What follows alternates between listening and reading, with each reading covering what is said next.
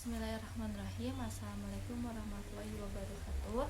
Perkenalkan, nama saya Fidel Rizky dengan NPM 301220034 dari kelas reguler sore.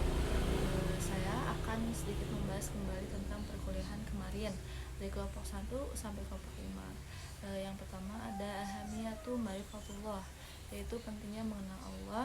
Kata marifatullah asal katanya arafa yarifu, yang artinya mengenal. Jadi marifatullah adalah upaya manusia untuk mengenal Allah. Nah, Ibnu Qayyim mengatakan bahwa semakin tinggi marifat kita kepada Allah, maka semakin tinggi ketaatan kita kepada Allah Subhanahu wa taala. Semakin kita menghambakan diri dan bersifat ihsan. Nah, mengapa sih kita harus mengenal Tuhan kita? Mengapa sih kita harus mengenal pencipta kita? Ini alasannya. Mengenal Allah Subhanahu wa taala akan membuahkan akhlak yang mulia. Betapa tidak, dengan mengenal Allah Subhanahu wa taala kita akan merasa ditatap, didengar dan diperhatikan oleh Allah Subhanahu wa taala. Sehingga langkah dan gerak kita terarah pada jalan yang dikehendaki Allah Subhanahu wa taala.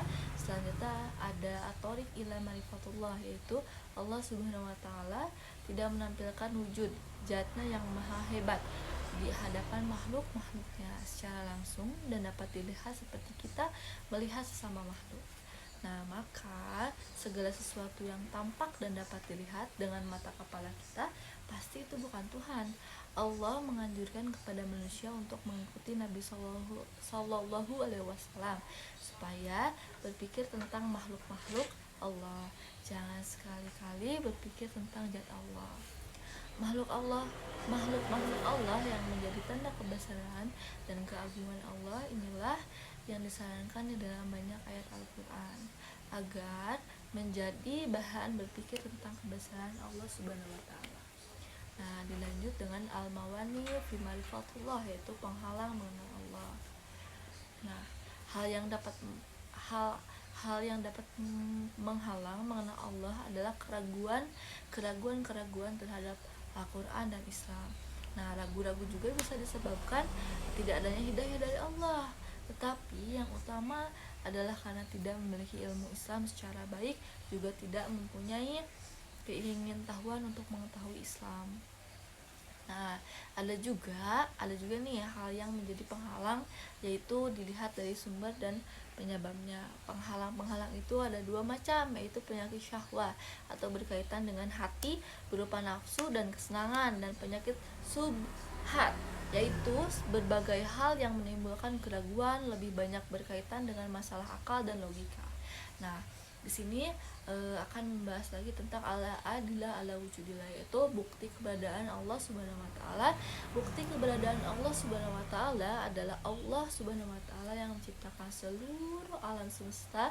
Kepercayaan kepada Allah Subhanahu wa taala tidak hanya diucapkan secara verbal, tapi harus diikuti di dalam hati.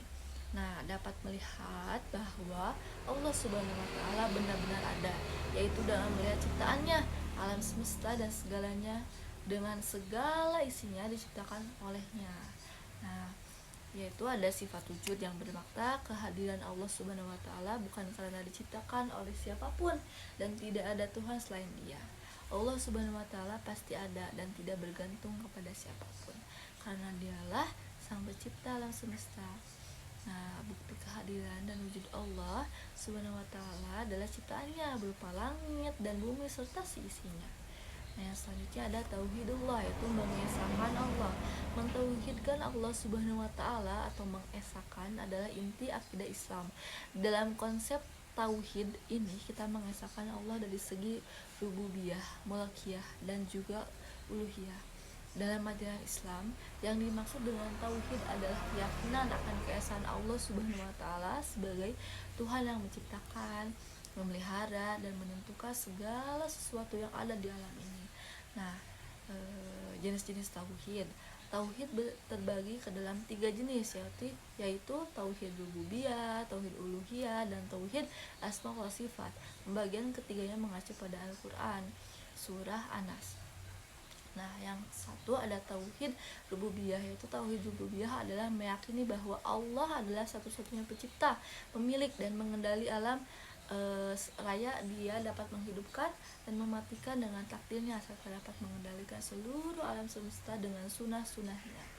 Nah, yang kedua ada tauhid uluhiyah, yaitu tauhid uluhiyah adalah mengesahkan Allah Subhanahu wa taala dalam mengerjakan ibadah seperti sholat, puasa, zakat, berkurban, berserah diri dan berharap hanya kepadanya, hanya kepada Allah Subhanahu wa taala. Yang ketiga ada tauhid asma wa sifat.